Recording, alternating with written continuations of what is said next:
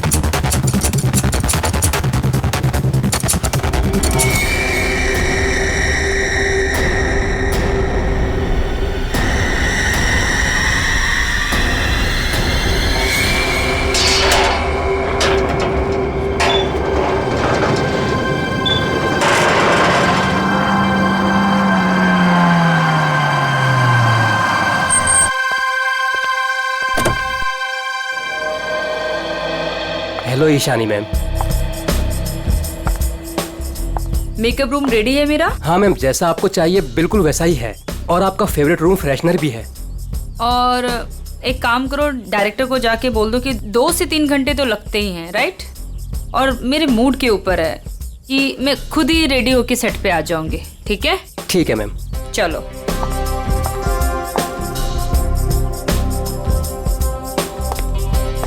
Sir Ishani madam आ गए हैं। आ गई। बीबू जी देख, महारानी के तैयार होते ही आज का पूरा शॉट उसको अच्छे से समझा देना। जी सर। ठीक है, मैं उसके नखरे नहीं झेल सकता। Yes sir. सर अगर उसने मुझे थप्पड़ मार दिया तो खा लेना एक थप्पड़। स्पॉट सुन, ईशानी मैम का जूस और लो कैलोरी दही जल्दी से लाना, नहीं तो वो शूट कैंसिल कर देगी। सुनो, क्या मतलब है ये सब का? तुम लोग इधर उधर भाग रहे हो जैसे कि पता नहीं कोई शेरनी आ गई है। जाओ जल्दी से जाकर ईशानी को रेडी करवाओ। अब भी मैं डायरेक्शन टीम को बोल के आती हूँ।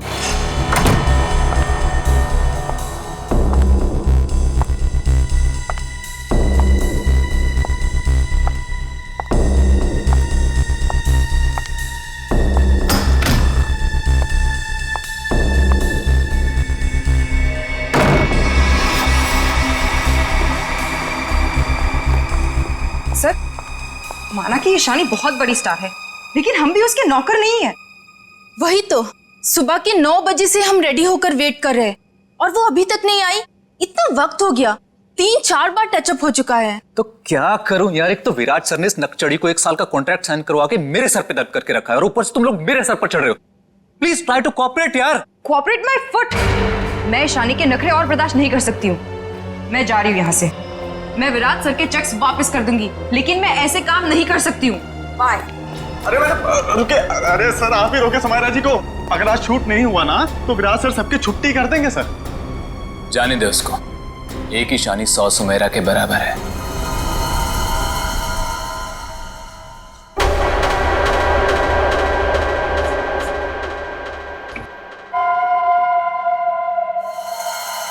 बीबू बहुत देर होगी, देखना कहां पर है, बुला उसको। सर वो सैंडल उतार के मारेगी मेरे मुंह पे। लिख के ले लो, वो वापस नहीं आने वाली है। ईशानी के नखरे ही एक दिन उसे ले डूबेंगे। अरे तू जा, उसको बुला के ले। जा जा, अरे जाना। जा रहा हूं सर।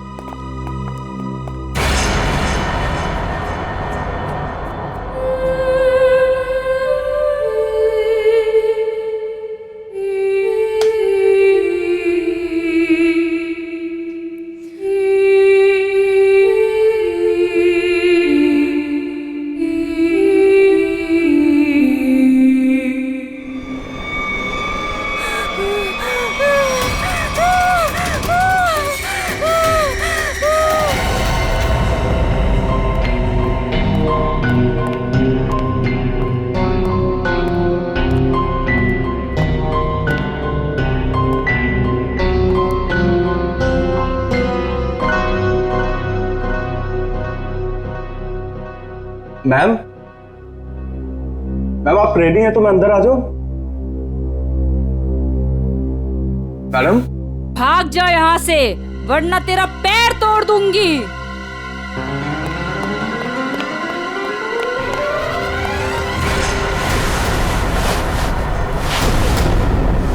नहीं, उसने कहा भाग जा तो भागकर मेरे पास आ गया, अंदर जाने की हिम्मत नहीं की। उनके बिना बोले मैं अंदर कैसे जाता? आप नहीं जानते सर, गला दबा देती वो मेरा। 3 घंटे से वो तैयार हो रही है, यहाँ शूटिंग का टाइम निकला जा रहा है, तुझे अपने गले की पड़ी है। मैं देखता हूँ, चलकर चलो।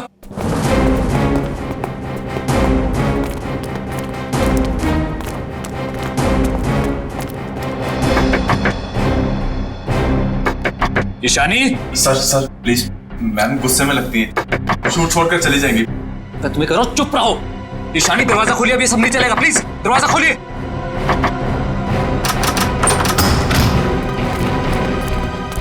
अरे मैम, ये हेड क्यों पहनी आपने? ये तो ब्रीफिंग में है ही नहीं। मैम ऐसे बैठे क्यों हैं? क्या अकड़ है इस औरत के अंदर। ईशानी जवाब तो हमारी तरफ देखो। ईशानी, ईशानी।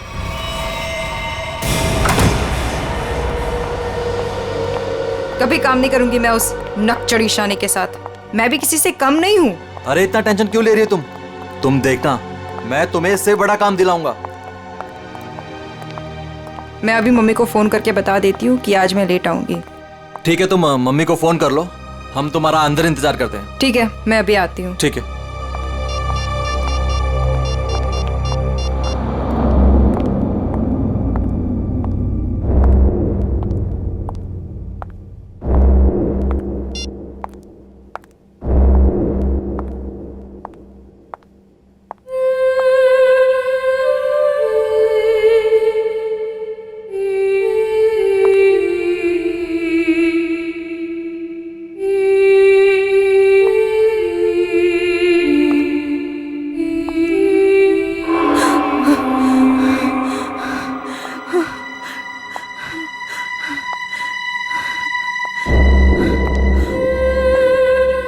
कौन है?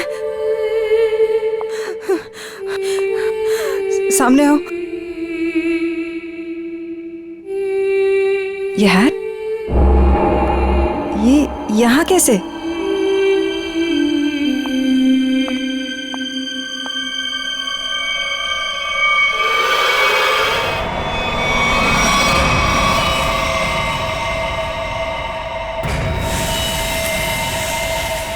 मारने के बाद इतना मेकअप करता है कातिल, ये लाल रंग का हैट, बड़ा अजीब केस है ये। सर ये मेकअप और सारा कुछ उस कातिल ने ही किया है। अच्छा, आखिरी बार कौन आया था ईशानी से मिलने? मैं गया था सर वहां पे, लेकिन उन्होंने अंदर से ही बोल दिया कि भाग जाओ वरना तुम्हारी टांगे तोड़ देंगे। टांगे तोड़ दूंगी? क्यों? सर एक्चुअली ईशानी अपनी मर्जी की मालकिन थी और वो अपनी मर्जी से ही शूटिंग पर आती थी। अगर गलती से भी उसको किसी ने कुछ बोल दिया तो कभी भी शूटिंग छोड़कर चली जाती थी। सर इसका मतलब काफी लोग होंगे जो ईशानी को नापसंद करते होंगे। ईशानी? क्या हो गया ईशानी को? किसने किया ये सब? आप कौन है? आप जी ये जो एड शूट हो रही थी ये मेरी एड है, मैं मालिक हूँ इस कंपनी का। ठीक है, इधर आइए थोड़ा। अच्छा बीबू, तुम वापस कितनी देर बाद आए थे प्रीतम और लोगों के साथ? सिर्फ कुछ सेकंड्स में, अगर कहें ज्यादा से ज्यादा बस 1 मिनट। 1 मिनट में? 1 मिनट में इतना सब कुछ किया? सर सर एक सेकेंड, यहाँ पे एक फिंगरप्रिंट मिला है और बाकी सब कपड़े ठीक है, मगर बस ये तो देखिए सर, ऐसा लग रहा है किसी ने कैंची से काटा है सर।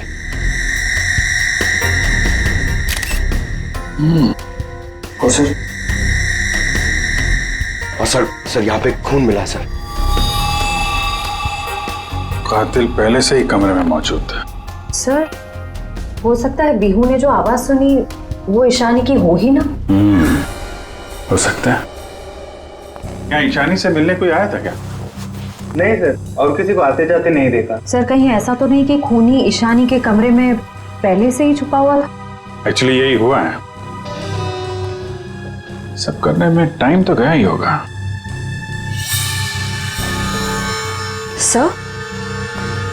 सर ये देखिए, ईशानी का टॉप भी कटा हुआ है।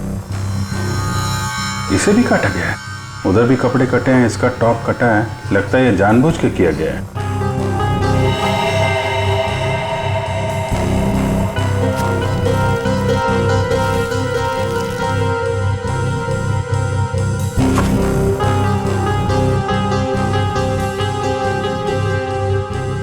सर, ये कॉटन सॉक्स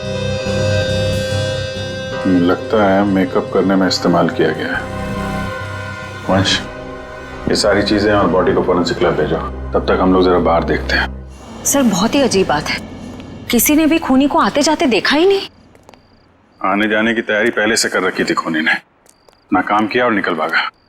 सर ऐसी कैसी तैयारी की होगी कि यूनिट के किसी भी मेंबर ने उसे नहीं देखा? इतना हंगामा हो गया यहाँ पे और ये बैठा सो रहा है।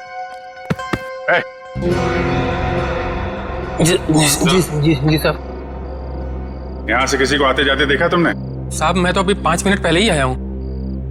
5 मिनट पहले? ये शूटिंग का टेम्पो है ना? हाँ साहब, ये शूटिंग का ही टेम्पो है। तो ये टेम्पो अभी बाहर कब गया था? साहब यही कोई 1:30-2 बजे के आसपास।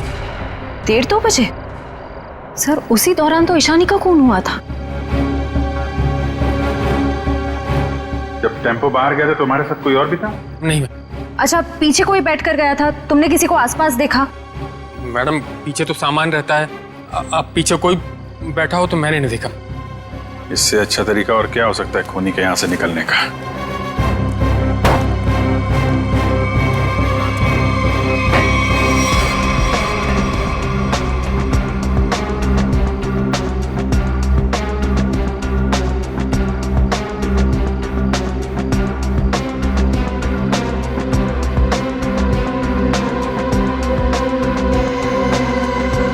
पीओपी का टुकड़ा ये यहाँ क्या कर रहा है? शूटिंग में तो कहीं भी धूल मिट्टी थी नहीं।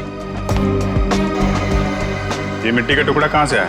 साहब इसमें तो प्रॉपर्टी का सामान रहता है। प्रॉपर्टी के सामान और उसमें पीओपी का टुकड़ा, मतलब कोई और था यहाँ पे।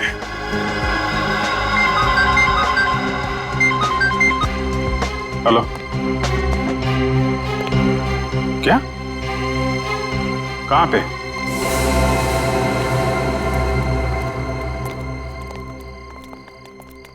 आपने फोन किया था? जी सर, मैं मानिक हूँ, इस दुकान का मालिक। ये मेरे वॉचमैन ने फोन किया था आपको। ये देखिए ना सर, यहाँ लाश है। दुकान खोलो सर। जी सर। तुम यहीं रुको। जी साहब।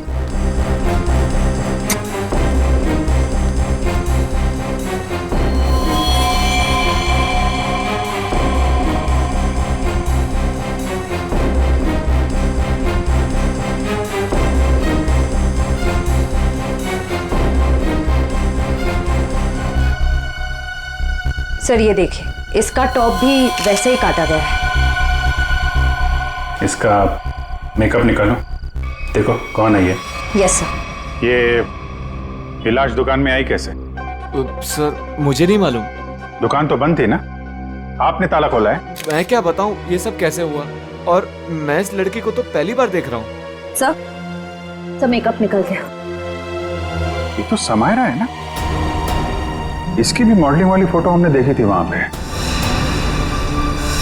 हाँ सर। ये दुकान की चाबी आपके अलावा किसके पास रहती है? मेरी पत्नी सोनाली के पास, लेकिन वो तो पटना गई हुई है। अच्छा,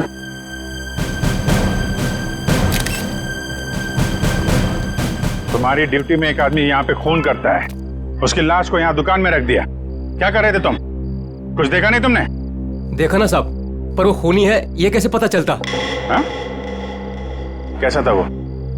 था नहीं साहब, थी। वो एक औरत थी, उसे मैंने जाते हुए पीछे से देखा था।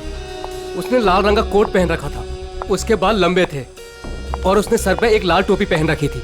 और हाँ साहब, उसने डस्टबिन में कुछ डाला था। मतलब सर, खूनी एक औरत है? कहाँ है वो डस्टबिन जिसमें उसने कुछ डाला था? वो वहां।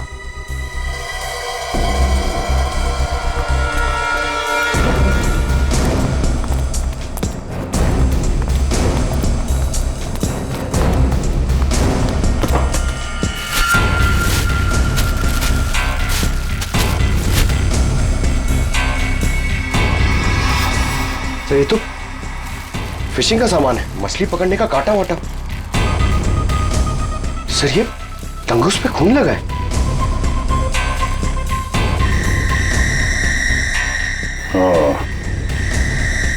लगता है इसी का इस्तेमाल किया गया है खून करने में। भरे दिन के उजाले में शूटिंग पर कोई मेकअप रूम में घुसता है और ईशानी को मार डालता है, और तुम में से किसी ने कुछ भी नहीं देखा और ना कुछ सुना है? ये कैसे हो सकता है? सर एक्चुअली ईशानी की परमिशन के बिना उसके कमरे में कोई नहीं जाता था। इनफैक्ट उसने बीबू को भी दरवाजे के बाहर से ही भगा दिया, और उसके बाद जैसे ही हम लोग गए तो देखा वो मरी हुई थी। चलो सर ये कास्टिंग डायरेक्टर है कीकू। लेकिन सर मुझे यहाँ क्यों लाया गया है? मैंने समायरा और ईशानी का गला थोड़ी काटा है। चुप! तुम ही वो कास्टिंग डायरेक्टर हो ना जो ईशानी और समायरा को जानते हो उनके मॉडलिंग की शुरुआत के दिनों से? जी सर। और विराज की शूटिंग पर तुमने ही भेजा था ना उन दोनों? हाँ सर। मतलब तुम अच्छी तरह से जानते थे कि वो कब और कहाँ मिलेंगी? देखिए सर गलती हो गई, अब मैं किसी को कहीं नहीं भेजूंगा। दरअसल 5 साल पहले ही मैंने वो काम छोड़ दिया था। 5 साल पहले काम छोड़ चुके थे? कुछ लड़कियों ने मेरे खिलाफ केस कर दिया था, उस वजह से मेरा ऑफिस भी बंद हो गया। तो फिर कल तुमने ईशानी और समायरा को विराज के शूट पे कैसे भेजा? दरअसल दोस्ती दोस्ती में विराज के शूट पर उनको भेज दिया था सर, लेकिन इन सब से मेरा कोई लेना देना नहीं है सर। फिलहाल तो हम मान लेते कि तुम्हें कुछ नहीं मालूम, तुमने कुछ नहीं किया। लेकिन एक बात याद रखो, अगर जरूरत पड़ी तो तुम लोगों को हम फिर से बुला लेंगे। जा सकते हो तुम।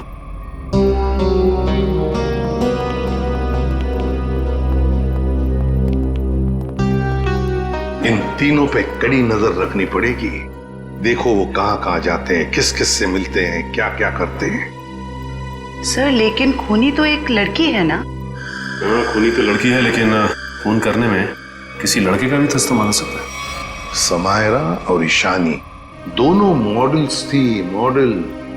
लाल टोपी, मारने के बाद सफेद रंग का अजीब मेकअप, मारने के लिए फिशिंग का सामान, और फिर उन दोनों खून में सब कुछ बिल्कुल एक जैसा। तो एक बात समझ में नहीं आई कि खूनी ने ये मछली पकड़ने का सामान क्यों इस्तेमाल किया खून करने के लिए? सर बहुत ही अजीब है ये खूनी, और एक ही दिन में 2 मॉडल्स को मार डाला इसने। पता लगाना पड़ेगा कि समायरा और ईशानी दोनों मॉडलिंग के अलावा और कुछ करते थे या मॉडलिंग करने से पहले क्या करती थी। कहीं दोनों के बीच में कोई संबंध तो नहीं था, पता लगाना पड़ेगा।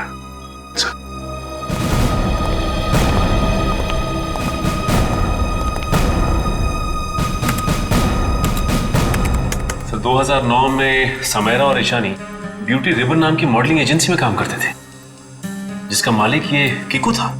Kiku, casting director Kiku. इस कीकू के बंद पड़े ऑफिस में जाना पड़ेगा, देखना होगा शायद इसके बाकी मॉडल्स की भी जान को खतरा हो, और ये भी हो सकता है कि हमें उस औरत के बारे में कोई सुराग मिल जाए।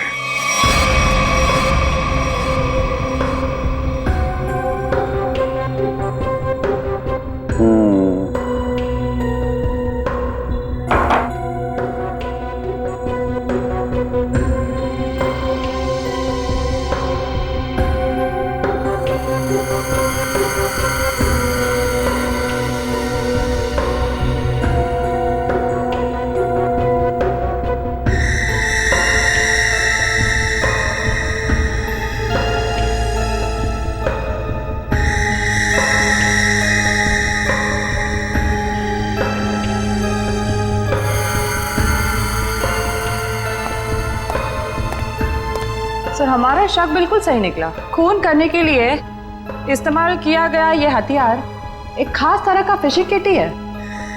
सर आप सुन रहे हैं मैं क्या कह रही हूँ? हाँ सुना तारिका, लेकिन मैं फिलहाल किसी और काम में हूँ। क्या? खूनी का कद नापने में। अरे वाह सालुंखे, खूनी के कद का पता लगा लिया तूने?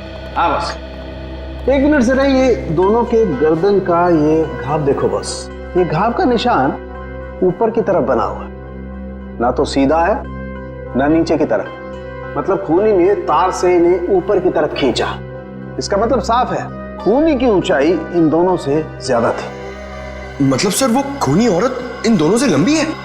बिल्कुल पंकज, और लगभग 5 फीट 7 इंच थी, ये मेरी ट्रिग्नोमेट्रिक कैलकुलेशन मुझे बताती है, इंक्लूडिंग वो जो सैंडल उसने पहने हुए थे उनके। एक बार हाथ में आ जाए ना तो ऊंचाई भी नाप लेंगे। 5 फुट 7 इंच की लड़की जिसके लंबे और सीधे बाल हैं। और सर या तो उसे फिशिंग करने का, मछली पकड़ने का शौक था, या तो फिर किसी खास मकसद से उसने ये सामान, ये फिशिंग किट का इस्तेमाल किया होगा। सोलंकी, लगता है इस मछली पकड़ने के तंगूर से, इस तार से इन दोनों के गले को काटा है। बिल्कुल बॉस। डॉक्टर साहब, जो प्लास्टर ऑफ पेरिस जैसी मिट्टी मिली थी हमें, उससे कुछ पता चला क्या? हाँ पता चला सचिन। बॉस, वो सामान मूर्ति बनाने के काम में आता है। मूर्ति बनाने का? बॉस, टेस्ट चल रहे हैं, बाकी का भी पता चल जाएगा। तो कब बताएगा सोलंकी? बताऊंगा थोड़ी देर में, लेकिन एक खास बात और बताना चाहता हूँ। वो क्या है? बॉस, ये देखो, ये है वो तार जिससे खूनी ने इनका गला काटा। खूनी जब इनका गला काटने की कोशिश कर रहा था, इन लोगों ने अपने बचाव में हाथापाई की होगी। उसी झड़प के दौरान खूनी का पलक का एक बाल मुझे इस तार पर से मिला है। तो मतलब तू अब इस बाल का डीएनए टेस्ट करेगा, है ना? करना ही पड़ेगा। एक खूनी लड़की जिसका कद 5 फुट 7 इंच है, जिसके सीधे और लंबे बाल है, जिसे मछली पकड़ने का शौक है और शायद मूर्तियां बनाने का भी। बस इतना भी काफी है हमारे लिए, इस लड़की को ढूंढने के लिए। मछली पकड़ने का खास सामान लेके चलती है तो समंदर के किसी किनारे में कुछ तो पता चलेगा ही उसके बारे में। पर सर, हमें सिर्फ उसकी ऊंचाई, उसके काले सीधे बाल और उस टोपी के बारे में पता है। सिर्फ इतनी इंफॉर्मेशन के बलबूते पर उस तक पहुंचना थोड़ा मुश्किल लगता है सर। कोशिश तो करनी पड़ेगी श्रेया, अपने आप तो चल के आएगी नहीं हमारे पास, है? हाँ वंश, इन्हें बता दिया ना हमें किस लड़की की तलाश है? जी सर। हाँ, तो क्या जानते हैं उस लड़की के बारे में आप? साहब, आप लोग ऐसी औरत के बारे में जानना चाहते हैं ना जो मछली पकड़ने के लिए बोट का इस्तेमाल करती है? बिल्कुल। ऐसी तो बहुत औरतें आती है हमारे यहाँ पर। देखिए, जिस लड़की की हमें तलाश है वो लंबी लड़की है, 5 फुट 7 इंच की होगी, लंबे बाल हैं, सीधे बाल हैं। और उसकी उम्र तकरीबन 25 से 30 साल के बीच में। लंबे बाल, 25 से 30 साल की उम्र, ऐसी 2-3 लड़की आती है हमारे यहाँ पर। हमें उनके नाम और पते चाहिए। आप जब बोर्ड देते हैं तो नाम पते तो लिखते होंगे ना? जी साहब।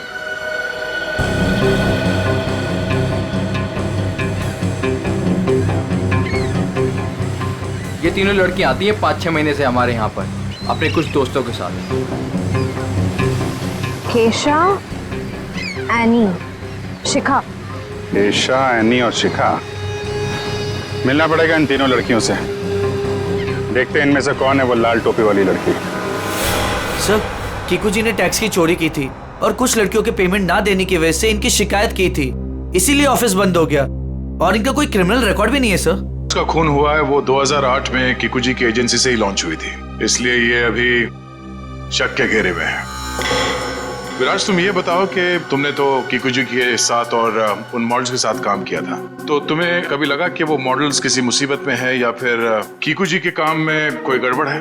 मैं ईशानी और समायरा के साथ पहली बार काम कर रहा था, और जहाँ तक कीकू जी की बात है तो पैसों के लेन देन में धांधली के अलावा इनमें दूसरी कोई कमी नहीं है।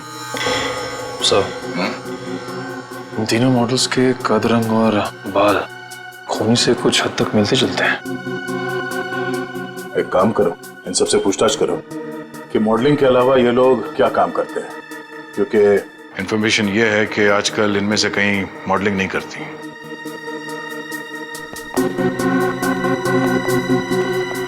एनी, 2012 में आप मॉडलिंग छूट चुकी थी। हाँ। अब आप क्या करती हैं? अभी मैं एक फिशरी स्टोर चलाती हूँ। शिखा, राइट? जी। आप एक प्रिंट मॉडल है, ये तो हम जानते हैं। इसके अलावा क्या करती हैं? मैं कुछ भी नहीं करती। और आप क्या करती हैं केशा जी? मैं मूर्तियाँ बनाती हूँ। मूर्तिकार। ठीक है, थैंक यू।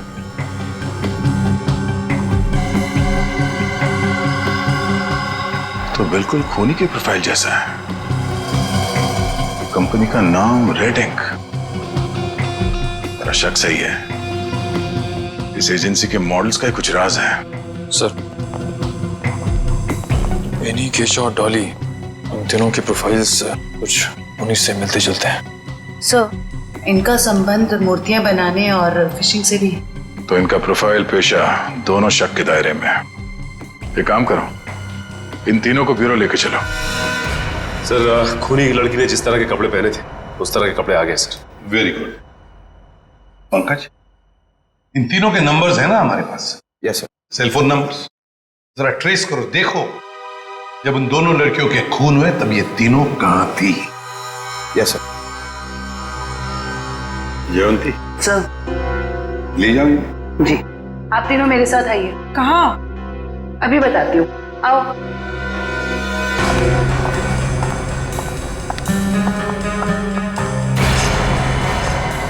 अरे साहब, ये तो वही कपड़े और टोपी है जो मैंने उस रात उस औरत को पहने हुए देखा था। तो फिर अब जरा ध्यान से देखो इसे। क्या ये वही लड़की है, वही औरत है जो उस रात खून कर रही थी? सर, मैंने उस औरत का चेहरा सामने से नहीं देखा था, उसे जाते हुए मैंने पीछे से देखा था। जाते हुए देखा? जी सर। ठीक है, केशा जरा वहां तक चल के दिखाओ। सर, ये कैसी जांच है आपकी? जितना कहा है उतना ही करो।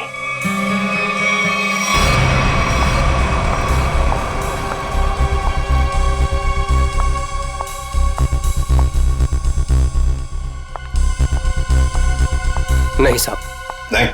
नहीं? ठीक है। आप आइए मेरे साथ।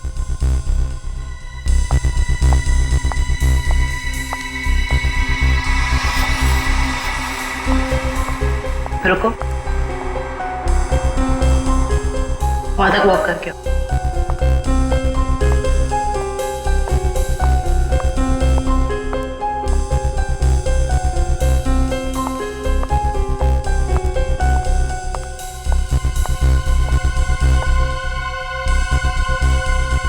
ये भी नहीं है सर। आइए।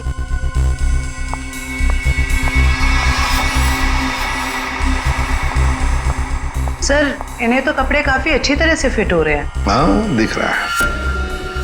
अब ऐनी जी जरा चल के भी दिखाइए।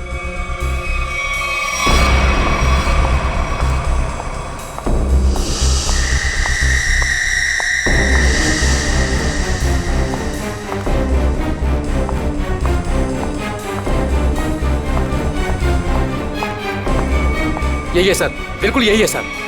क्या बक रहे हो?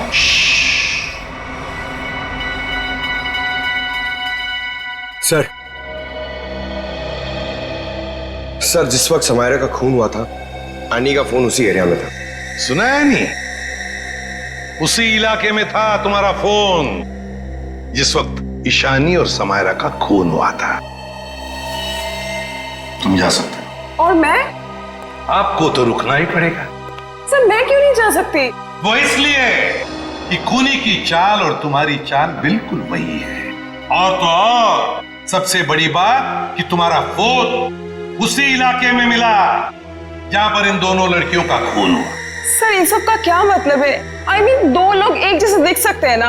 और फिर वॉचमैन ने ऐसा तो नहीं कहा कि मेरा चेहरा खूनी के चेहरे से मिलता है। लेकिन जिस वक्त खून हुआ उस वक्त तुम्हारे मोबाइल की लोकेशन भी वही की बता रही है, और ये सब कुछ इत्तेफाक तो नहीं हो सकता। सर, उस वक्त सैकड़ों लोग उस एरिया में थे, तो क्या सब खूनी है? बस बस, बहुत बोल दिया। बताओ क्यों किया खून ईशानी और समायरा का? सर, आप मुझ पे दो दो खून का आरोप लगा रहे हो। मैंने कुछ नहीं किया ऐसा। अभी तो सिर्फ आरोप लगाया है, सजा मिलनी तो अभी बाकी है। सजा? जी, सजा। खून की सजा फांसी। सर, मैंने कुछ नहीं किया ऐसा। मैं बताती हूँ सर। बताओ। पर मेरी एक शर्त है। ये लो, इनकी एक शर्त भी है। चलो बताओ, क्या शर्त है? सर, मुझे 50 लाख रुपए चाहिए। 50 लाख रुपये? हाँ। चलो दे दिए।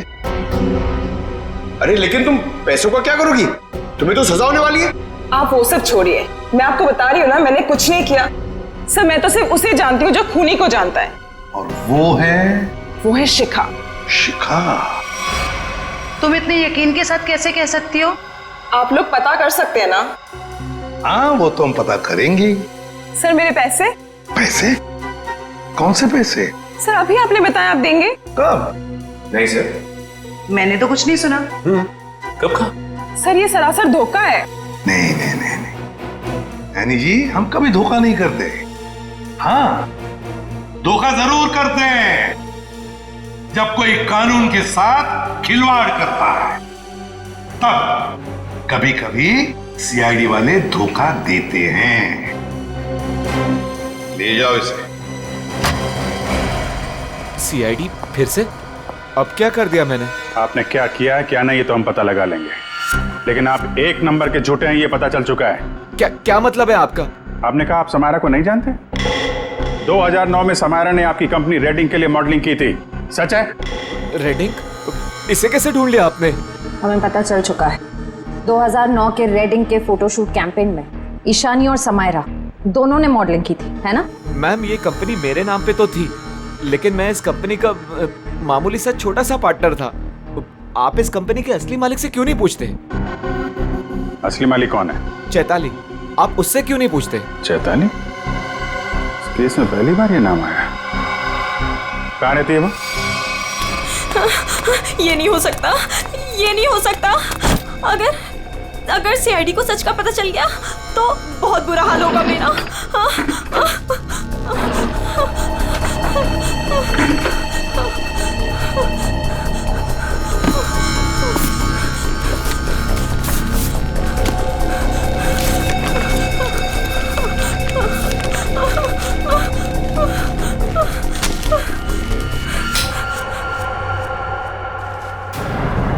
कौन है? ये लाइट क्यों बंद कर दी? ये लाइट्स किसने ऑफ की?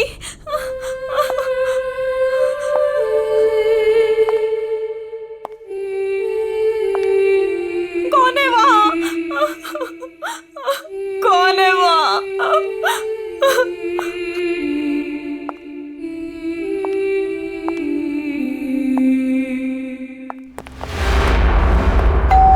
ये शिका सच्चाई बता क्यों नहीं देती? सर पहले कुछ सच बता देती तो किसी की जान ही बच सकती थी।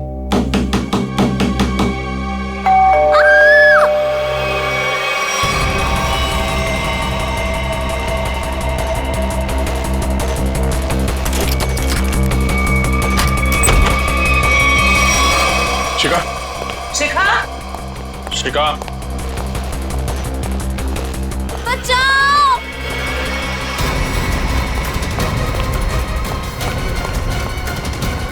भाग गई। कोई बात नहीं, बच के जाएगी कहाँ? सर को जलाने की कोशिश भी की गई है। Oh no. शिखा,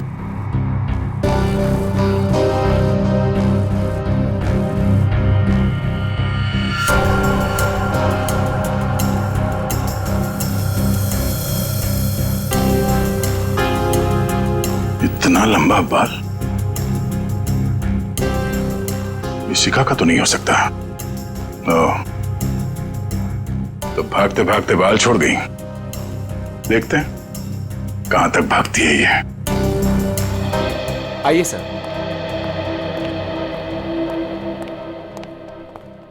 सर मैं यहाँ तब से नहीं आया जब से मेरी और चैताली की हिस्सेदारी वाली कंपनी बंद हुई है। पता नहीं है वो कहाँ है। घर की अच्छी तरह से तलाशी लो, देखो क्या मिलता है।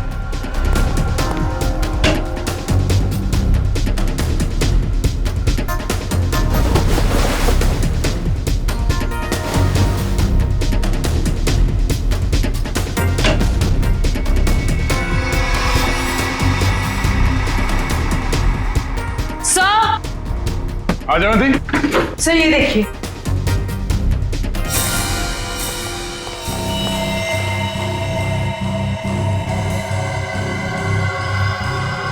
ये तो उस खूनी का पहना हुआ है। सर इस बंद पड़े घर में ये यहाँ कैसे आ गया?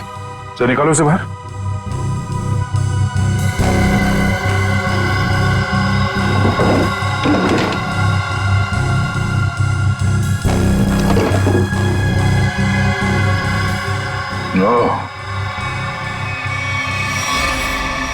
ये चक्कर है।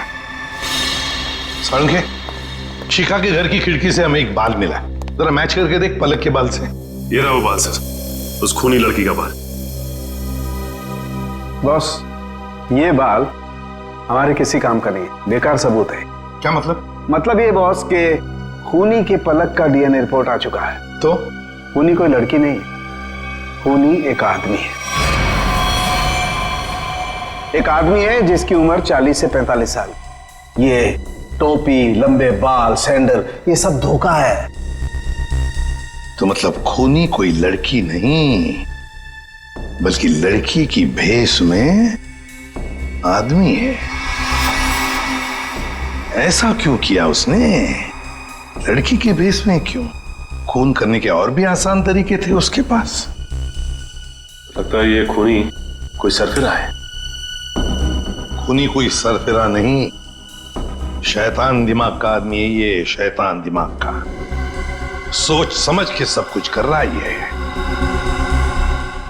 एक काम करते हैं, जितने भी लोगों पर शक है ना, सबको यहां बुला लो, सबका डीएनए टेस्ट करते हैं।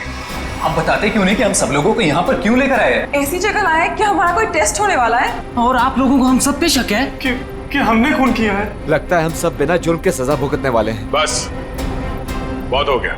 खूनी को ढूंढने का हमारे पास यही एक रास्ता है। और वैसे खूनी का बहुत ही खास सुराग मिला है हमें। डॉक्टर साहब बिल्कुल ठीक है। दरअसल क्या है, खूनी चाहे कितना भी होशियार हो, कितना भी चालबाज हो, कोई ना कोई क्लू हम लोगों के लिए छोड़ जाता है। और इस बार भी खूनी एक क्लू छोड़ गया है, और वो क्लू है पलक का एक बाल। देखिए, मैं ऑडिशंस लेता हूँ, लड़कियां सजती हैं, संवरती हैं, अपनी पलकों को भी सजाती हैं, तो इन सब से हमारा क्या लेना देना? तुम्हें बड़ा यकीन है कि खूनी एक लड़की ही है? सबको मालूम है कि लंबे बालों वाली लड़की सबको मारती फिर रही है। और आप? लेकिन हमें जांच तो पूरी करनी पड़ेगी ना सर। हमें करना क्या पड़ेगा सर? ज्यादा कुछ नहीं, आप में से हर किसी को अपने पलक का एक बाल देना होगा, और जिसका डीएनए हम उस खूनी के डीएनए से मैच करके देखेंगे। और वैसे भी जब आप लोगों ने कुछ किया ही नहीं है तो डरने की तो कोई बात ही नहीं है। जयवंती, देखिए आ जाओ।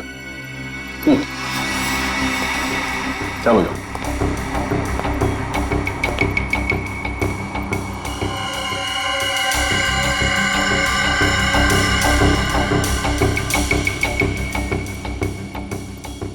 देखिए प्लीज, मेरी तबीयत ठीक नहीं लग रही, मुझे चक्कर आ रहे हैं, मुझसे ये सब नहीं होगा। अच्छा, तुम्हारी तबीयत भी अभी खराब होनी थी?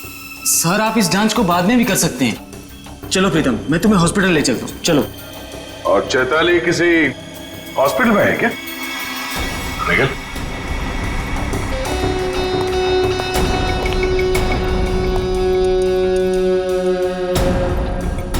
सही कह रहा हूं ना मैं? मिस्टर विराज या फिर चैताली का पति कहना बेहतर होगा।